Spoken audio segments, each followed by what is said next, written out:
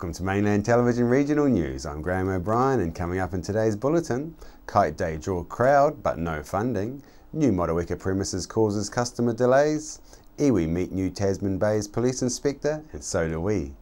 Youngsters saved from near drowning and more. No rest for the wicked, but in this case you could say saints, as a Nelson Marlborough Rescue helicopter has once again been called to action, continuing the trend of a busy beginning of the year after a record-breaking year for call-outs in 2014. And the pace hasn't let up an inch at all in January for the busy crew. With 5 rescues under their belt since last Sunday, a 6th took place when around 8 p.m. on Thursday evening, the helicopter were called to the Peking Ridge Trail in the Maitai Valley, where a 44-year-old Ruby Bay man had taken a heavy fall off his mountain bike on a downhill section of the track, suffering chest and shoulder injuries. Due to the rugged nature of the terrain, the man was winched on board the helicopter and then taken to the Nelson Hospital, where the patient received further medical attention. They say no news is good news, but that is not the case for one Nelson family with a disappearance that has possibly left a stain on Nelson's safe image. This month marks the 5th anniversary of 19-year-old Nelson man Leo Lip Neighbour's mysterious disappearance. Police say they are still hopeful of one small nugget of information that will shed some light on this case. Leo vanished on the 24th of January 2010 around 4 a.m, along with his distinctive 1970s orange Toyota Corolla station wagon with the number plate NQ7258 from his Washington Valley flat. His flatmate told police that Leo told him he was just going to be at one with nature. Leo was a University of Canterbury engineering student at the time of his disappearance. Foul play is always an option with this young man's disappearance, but some still believe the theory that Lip Neighbours simply drove off in his orange Toyota station wagon to take his own life and did not want to be found. Friends have been quoted as saying that Leo had been saying the night before his disappearance things like, "What is life for?" and "Life is shit." In September 2013, it seems that police inquiry may have changed. The head of the investigation, Detective Sergeant Mark Cavani, said Lip Neighbours had likely been in the wrong place at the wrong time, and tips from the public that proved fruitless had led police to believe that someone likely unknown to Leo had harmed him. A $10,000 reward for information was up to $50,000. A year ago, properties in Blenheim were raided, which led to confiscation of computers and property in a search for answers, but still leaving police and his family at a loss to know what has happened to this young man. Leo would have turned 24 this month. Detective Senior Sergeant Craig Johnston of Nelson Police has issued a statement this week to say the case still remains open and Leo's disappearance was still unexplained. He encourages anyone who had any information that they had not already shared with police to contact Nelson Police on 546 3840, or information can be given to Crime Stoppers 0800 555 111. The Nelson Kite Festival's 24th annual event on last weekend was, as always, a spectacular sight to see, and from the crowds that came along is one that Nelsonians are keen to participate in. Although the kites were flying high with our sea breeze, the kite club that organises this and the last 23 events has had some of the wind taken out from under its wings. In part due to a declining membership that has seen the club lose its incorporated society standing and a lack of funding available from Nelson Council towards this Family Day event. Can these volunteers really be expected to keep putting on such magnificent displays for the people of the city, funded purely from their own pockets and enthusiasm? I spoke with the man behind the event, Ted Howard. Howard, fantastic kite festival here, amazing looking kites, great day, a lot of people, you must be pretty happy with the turnout? Yeah, there's usually a year's worth of planning goes into these events, and we invite people in from around the country, and we've got some international guest flyers here, and all we basically have to wait for is for the weather to be good, and we usually choose the 3rd or 4th weekend of January and hope like heck that it is. And today it's a cracker. It sure is, and the 24th annual event, I mean, you've got to be pretty stoked that you're carrying on for this length of time. Yep, it's pretty amazing that we've been able to pull it off 24 times. And yesterday I went and gassed up the car, and the young guy at the gas station, when I told him about the 24 years, he said, "Oh, the Kite Festival's been going longer than I've been alive," because he's 22, and I'm going, adults are around today that are younger than the Kite Festival. Well, I'd like to be able to say the same thing, but not quite. So it's in the holidays as a part of the Nelson City Council summer event. festival? No, it'd be good if it was. We basically got pushed out of the when it was Sea Lord's summer event, and we've been running it as a kite club ever since. But the kite club has either gone asleep or people have moved on, and we've lost our incorporated society status. So we're basically running on donations. So we really appreciate people who've come today and are giving us donations, and that's great because we've got, you know, the PA to cover and the signboards and a little bit of petrol money for the kite flyers. But we barely raise enough to keep going. Oh, that's not good to hear. So you want some more members for the kite club too? All the people that come down today, come back, join the kite club? Absolutely. It'd be fantastic to get some more people to come and help, and it would be fantastic to get some more help from, say, the council to make this event part again of the summer in Nelson. Yeah, well, for sure. You can't argue that it's a community event, that's for sure. Yep, I mean, we just asked for a gold coin donation. We've got areas set up for people to come and fly. Actually, the best place on the field is the northern end of the park next to the railway line, where, of course, they're running a railway station to get on and off the train to go and visit Founders. And that is the best place to go fly kites today is actually on the northern part of the field. Yeah, and it's a fantastic part of it that you can actually, you know, you can come watch the kites and you can fly your own kites and you can all be part of the exhibition as well. Absolutely, and when you fly a kite on the northern end, you've got this incredible sky below you filled with these amazing huge kites, and your kite is part of it. It looks fantastic. Hey, thanks very much for all your efforts, Howard. This month, the new Tasman Police District Commander, Superintendent Karen Malthus, was officially welcomed by local iwi onto Nelson's Whakatū Marae. She is the first woman police officer to hold this top position in the region. She is one of the only 3 female district commanders out of 12 in New Zealand, and only the 4th in the history of New Zealand police. Karen Malthus is one of the only 5 superintendents in the country and now has the top police job in the Tasman district, stretching across Nelson, Marlborough and the West Coast. Karen took over the job from Superintendent Richard Chambers, who is now District Commander for Auckland Central. I caught up with Karen to ask her how the new job is going. How's having the top police job in the district going for you? It's a really, really exciting opportunity, and I'm really enjoying the opportunity to come down and work in the South Island, but also work in Tasman. What a beautiful district. Right, great. And are there any disadvantages you feel being a female in the New Zealand Police Force at this time? Not at all. Actually, I'd see it as an advantage. I've been in the police for many, many years and thoroughly enjoyed my job. So for me, it's not about gender. It's about doing the job. It's about leadership and supporting our staff in delivering the policing service. Sure. And would you consider that this is your dream job now that you're in this top position? Yeah, every job I've filled, I would say was my dream job at the time, absolutely, and I'm really enjoying being down here. It's a different role in that it is about leadership, it's about supporting our staff, growing and developing our staff and working with the community. So yeah, it really is a dream job. Yeah. And how about for young women that are looking at joining the police force, what sort of advice might you give to them? Work hard, focus, be successful in what they're doing, seek advice, seek support, and to be honest, that's advice I'd give to anyone in the police. But we do have a focus on growing the development and career opportunities for women as well as other groups in police. So really it's about knuckling down, getting the job done and really taking advantage of opportunities as they may come across them. And we know that you've been the commander up in Auckland for a while, but do you see any challenges in this area? I mean, for example, in Auckland you won't get much cattle rustling. Well, we shouldn't think so anyway. Quite right, Graham.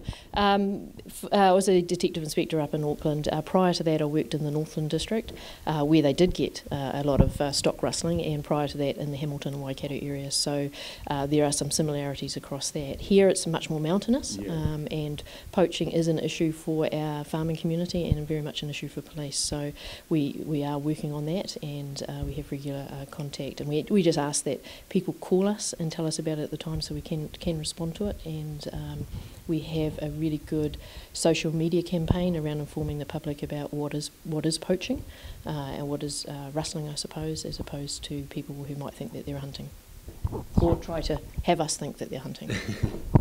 Sure, and like you say, we're quite mountainous. We have a lot of tourists in here. We do a lot of rescues. Is that a different part of your job that you wouldn't be so familiar with? Well, not at all. Once again, very much the same challenges as faced in Northland and in the Waikato. In Auckland, you'd be surprised at the number of rescues that we'd search and rescue call-outs we'd have in the city. I mean, it's a big city with bordered by the ocean, so it's all quite relative. Search and rescue here is a very big call for service, and if I could take this opportunity to really say, and I'm taking this comment from some DOC signposting, is your responsibility. Your safety is your responsibility, and so people need to make sure that when they're out and about, that they're taking precautions, that they have the means to communicate to others, and preferably, travel with others so that they have some safety and some support. And now you're sort of getting a little bit more familiar with the place. What are some of your goals for the area, if you could let us know? Yeah, so my focus is on the entire Tasman district, so that includes Nelson Bays, as we refer to it as a policing area. So my principal goal is to support our area commanders in those 3 areas in delivering the policing service and the calls for service and preventing crime, and working with the communities around initiatives that will further prevent crime and prevent victimisation. So that's my role and my goal. So I'm about to start a 10-day drive around the district to get to the west coast. I've got a meeting in Dunedin, and then I'll come back up the other coast and to see Marlborough. And so every week my intention is to be out in those areas. Obviously, if I go to the west coast, that's a trip of a few days. So it's about making that time and being out there, and then meeting the staff and meeting the communities and the community leaders as well. Right. And as we tell with anyone, say to anyone travelling to the coast, can you time your trip to go with the weather? I could try. My last trip, it was raining, but I'll tell you, it was beautiful. Right. It was absolutely beautiful driving down to Haast in the mist. So I actually wonder if I speak to more tourists than I do police. At the moment, I'm stopping at the lookouts and talking to travellers, because I'm not sure how often they get to speak to a police officer outside of road policing issues, and that'd be another thing I'd like to address around. One of our biggest issues is road policing, road crashes, and it affects our local community as much as it does our tourists. And what I would say in some of the analysis we've looked at in the Nelson area, a lot of our driving issues and driving complaints that we have relate to local drivers more than tourists. Very much so tourists on the west coast and maybe coming up Kaikoura way. But this crossing the centre line, you may have seen Inspector Greeley doing some work on that in the social media. It's really, really important that we get drivers to really drive within their abilities and within the road markings, because crossing that centre line, it becomes a habit. And they might think that they're shortcutting or they're driving to the Canberra or whatever it is, but it doesn't take anything but for an oncoming car to ruin someone's life and a family's life as well. Sure. Personally, I find not indicating one of the biggest annoyances for me, because if you don't indicate, you're not really thinking about what you're doing. Do you feel that? Oh, I agree totally, and you're not indicating your intentions to the other road users. So it's just about remembering. People have been driving maybe for all their life, or their adult life. It's just about remembering the courtesy of driving, as well as that it is a skill, and we need to concentrate behind the wheel. Right. And obviously you get some spare time to enjoy yourself. What are some of your plans or activities that you're going to do around this area now that you're down here with us? Yeah, absolutely. I've already started some of the day walks. Went out to Cable Bay and sort of marched up that steep hill before I realised there was a path going around the side.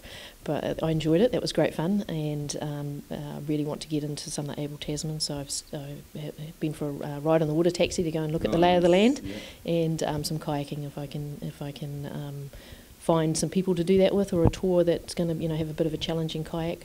Really into that. I'd love Northland. Take the kayak up for a couple of hours and then go kayaking in some of the bays. So I'd like to get some of that done here while I'm here. West Coast, bit wild and woolly maybe for the kayak, but I'll have a look. The guys down there tell me that there's some river kayaking you can get done. So hopefully I'll get some of that done. Yeah. Tasman District Commander Karen Malthus, thank you very much for your time. It was very interesting. You're most welcome. Thank you, Graham. Cheers. It was brought to Mainland's attention this month that a member of the Motueka community was served a trespass notice last December from a post shop and Kiwi Bank in the new Motueka Paper Plus store after, she says, she sternly told a store attendant that her complaint was not directed at the assistant but to pass on to management that their service in the new shop was under par after being in a queue for over 20 minutes with lines of people spilling out the door. She had witnessed with the run up to Christmas people commenting that they were having to leave the store to return to work, unable to complete their business because of the delay. Mainland's Chrissy Small went to meet with the complainant last Friday, but due to concerns of the story reflecting on her workplace, she chose not to speak to camera. So Chrissy asked people on the street of Motueka what their experience of using the newly located post shop service was like for them. It's fine, yes, it's very efficient. There's more counters, I think, more tellers, and that's an improvement. Okay. Yeah. So have you been posting over the busy Christmas period, or have you avoided it? Yes, I've posted. Yes, I had to post some presents. There was a little Christmas queue, when I went into, a week or so before Christmas. But you found that quite acceptable? Yes, yeah, it was good. Extremely difficult. I've seen lots of really disgruntled people in queues, including myself, and I think it's a real shame how they have put the postal service and Kiwibank with retail. I think it needs to be a total separate business where people can see where to go, and they're just dealing with the postal and the banking side of things, because it was just total chaos around the Christmas time. How is the new shop layout for the service that they're offering? I think it's hard to find. I mean, sure, on the outside of the building it does say Post Shop Kiwibank, but when you go in there it's like, well, really, where is it? You know, it's at the back of Paper Plus, which is really a separate thing, and their shop now, I think, has become really overcrammed and full, where, I just think it needs to be separate businesses, full stop. Have you noticed others having difficulty with the service as it is? I've had 3 friends talk to me at the market saying, I went to post a letter and I needed a little bit of sellotape because the card I bought had fallen apart, but the postal services no longer give sellotape because it was costing them far too much money. And I'm thinking, well, what is a few rolls of tape for people who've got this little bit that needs taping up? And she also said it was just chaos in there, and that she would rather go to Richmond to post her letters, which is pretty crazy when you live in a local area that should just have their own post shop, you know. Excellent. I find it sometimes it's a bit slow because it's busy, but you've got to queue up like in the supermarket, so. A really long wait over Christmas time. So just picking up a parcel and took a while to get served. At the time it was a decent sort of amount of time just for one parcel. When the previous store had no issues at all. Probably had multiple of things, Christmas time as well as a new layout. Yeah, definitely. Yep. Yeah.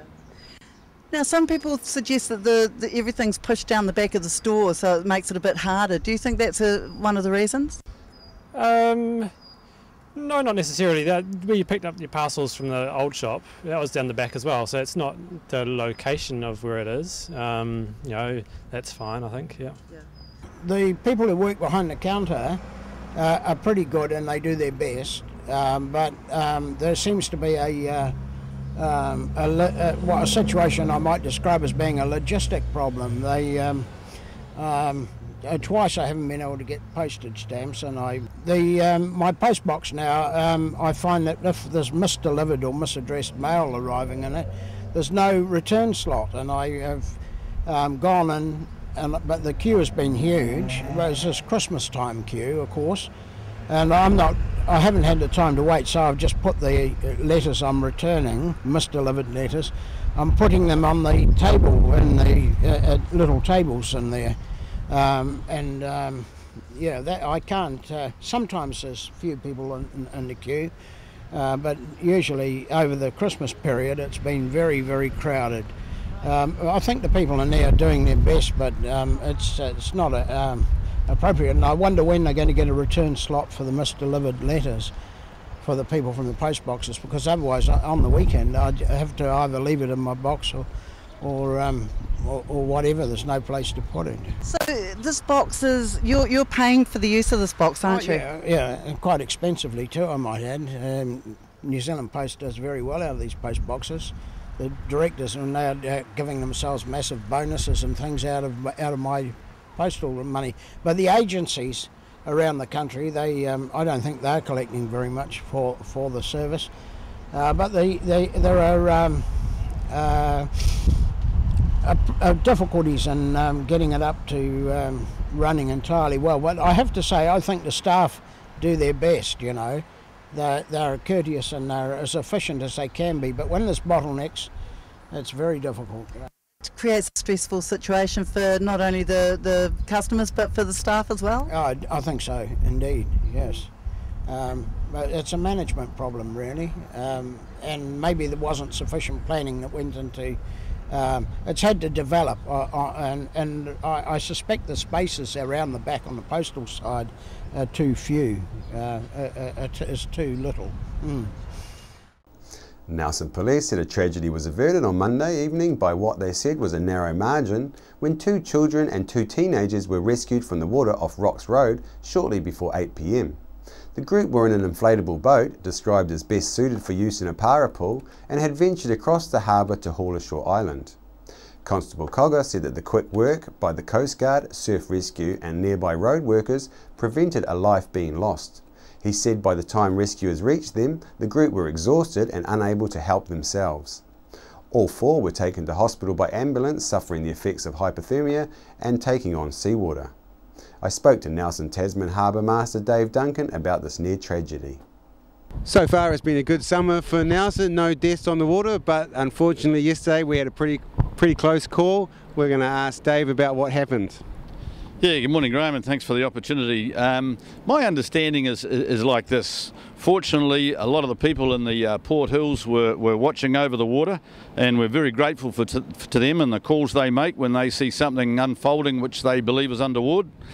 And one of the Coast Guard members was driving past and saw 4 young people on Hawlashore Island attempting to get into an inflatable dinghy, something that should never have been in the ocean in the first place.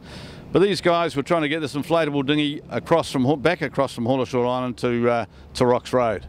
The wind was up, the tide was raging, and it was just some very poor decision making to go there in the first place. However, they're young. What do they know? Where was the guidance from mum and dad? And what I can't believe is not one of those 4, 7, 8, I think 16 and 18-year-olds, something like that, not one of those 4 had a life jacket. And what have we got to do, mate, to get the message out? Really? I mean, you know, we're going to have somebody die in these waters sooner or later. And it's only because we have people keep a close lookout that do care that stop. And fortunately for me, this Coast Guard member saw what was unfolding, called out surf lifesaving straight away. He stopped, and these young people just managed to get within range for them to get into the water and pick up one of these little children just as they went under the water, possibly for the last time. And when I got there, the ambulance had arrived and the children were on their way to the hospital. Where was mum and dad? I don't know. But mum and dad have got to take some responsibility for this. It's not down to the 18-year-old. If it's down to me, I'd make sure every one of them went through a day skipper's course at 7 years old and onwards. But there you go. And so what we've got to do, I don't know. But I certainly hope I'm not standing here at any time in my life talking about somebody that's actually died. And this is the 3rd time on that water between Hawlashore Island and Rocks Road that someone's come close. So, you know, let's be smarter. Let's be smarter on the water. Wear the life jacket, keep the warm clothes on, and let someone know where you're going. Thanks very much, Dave. That's great. Cheers, Graham. Thank you. After the break, we'll bring you the latest weather update and some events and happenings coming up from around the region. Hi, I'm John McMillan at the Nelson Power Tool Centre. We have great prices on all the top quality brands of power tool. Tools and equipment at our showroom, 146 Tahunanui Drive in Nelson. The Nelson Power Tool Centre, the specialists that stand behind and service what we sell. Social networking is all the rage on the internet, and millions of people all over the world visit one of the many social media sites every day, like Facebook, Twitter, and Instagram. A new social network that allows you to get paid for posting pictures. This platform brings e-commerce and social media together in one place and makes it possible to make money by sharing your content online. The system is very simple to use, whether you log into the website or use the mobile app. How does it work? The website works very much like any other social media with a twist. You can earn money from the content you share. You can increase the opportunity of making additional income by connecting your other social media sites like Facebook, Twitter, and Instagram. All you need to do is learn 3 simple steps. Snap it, tag it, and share it. Sign up today, http://kiwi1.igrowtour.com. O2B Healthy. Lifestyle, diet and exercise, complemented with quality supplements, can provide you the insurance vital for your natural health and well-being. With over 10 years professional experience making some of New Zealand's most trusted nutritional supplement brands, visit the O2B Healthy factory outlet in Wakatu Industrial Estate. Over 200 supplements to choose from, free on-site parking, no middleman. O2B Healthy. Caring for you naturally. We're the team at Jaycar, right here in Nelson, 120 Hardy Street. Our shop is full of electronic items, including security alarm systems, electronic components, solar and power, electronics toys,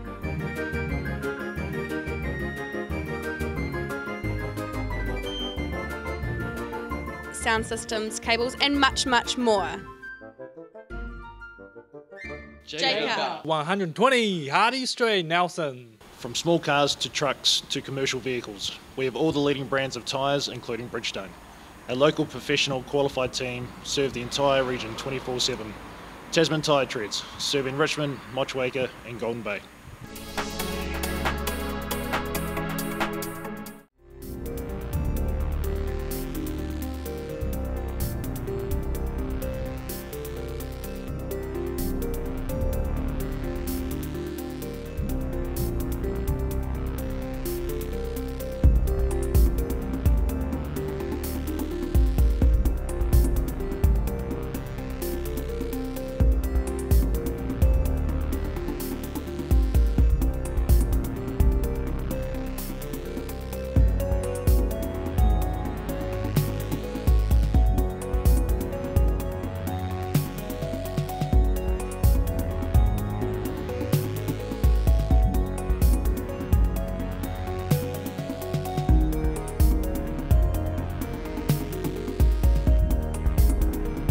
The 2015 Summer Show at Reflections Art Gallery brings together a fresh, exciting collection of works from a selection of artists from Nelson and around New Zealand.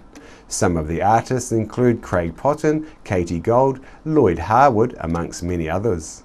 The Summer Show will run from the 13th of January to the 6th of March at the Reflections Art Gallery at the Wow and Classic Cars Museum. They're open daily 10 to 5, and to top off this great event, it's free to visit.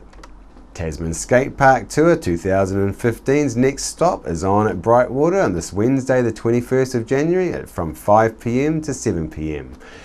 and on at Richmond Saturday the 24th of January 2 p.m. to 4 p.m. Please contact Tasman District Council for further information. Thank you for joining us, and we'll bring you the latest news and events from around the region again tomorrow.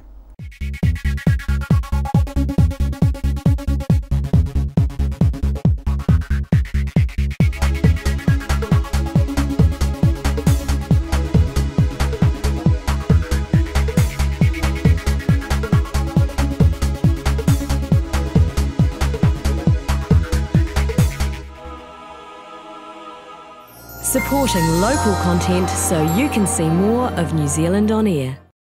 Why would you want to pay as much as $1,000 for a single bed mattress when you can buy a high quality locally made mattress like this for as little as $220? And a queen size mattress could cost you in excess of $3,000, but at Nelson Beds you could have a mattress like this as low as $425. So why would you go out and spend a fortune on your child's bedroom when you can come to Nelson Beds and buy a complete single mattress and base set, a 7-drawer Scotch chest, a headboard and a 3-drawer bedside cabinet for as little as $979. So call and discuss our custom manufacturing options and local after sales service at Nelson Beds, Nelson's only bedding manufacturer.